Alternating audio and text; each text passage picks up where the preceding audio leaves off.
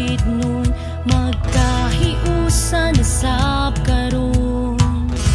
Aron sa ulugon ang gasa sa paglaom. Taliwala sa mga hagit sa panahon karon.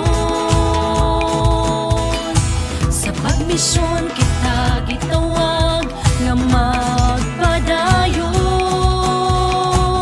Liguna imong pagtuo kay palanggata sa Ginoo. Isa na sa kamuadto kanunay siyang maguban kabukyo. Napay pag-asaya guyugunit mag-uban kita. Nagbay pag-asaya ang paglaom ni sadya kay bukyo kita.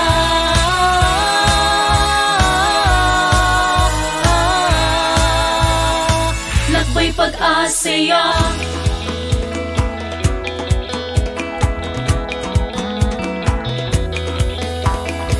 Kitang tanan gituwag sa Ginoo nga mahimong paglaom sa nawat ag pagtuo. Ikaw ug ako uban sa pano nga mahimong iyang instrumento. Pailog lang sa mga kabalaka, mag-ampo nga matinut anon. Salig sa Dios nga mahigugmaon, batanon ka sa bukid nun. Liguna imong pagtuo kay palanggata sa Ginoo. Isa ka sa kamuadto kanunay siyang maguban kabukyo. Lakbay pag-asaya guyugunit mag-uban kita. Lakbay pag-asaya ang paglaom ni sadya kay bukyo kita.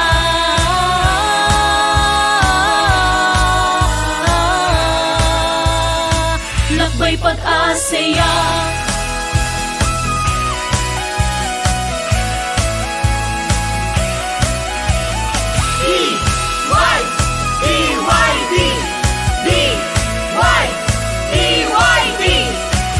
Magsaulo nga punog paglaong karon kitang tanan sa DYD 14. Bukyo maglipay ta karon. Kita ang kahayag sa nawat ang paglaom. Lakbay pag-asaya guyugunit mag-uban kita. Lakbay pag-asaya ang paglaom ni sadya kay bukyo kita. Lakbay pag-asaya guyugunit mag-uban kita. Lakbay pag-asaya ang paglaom ni sadya kay bukyo kita.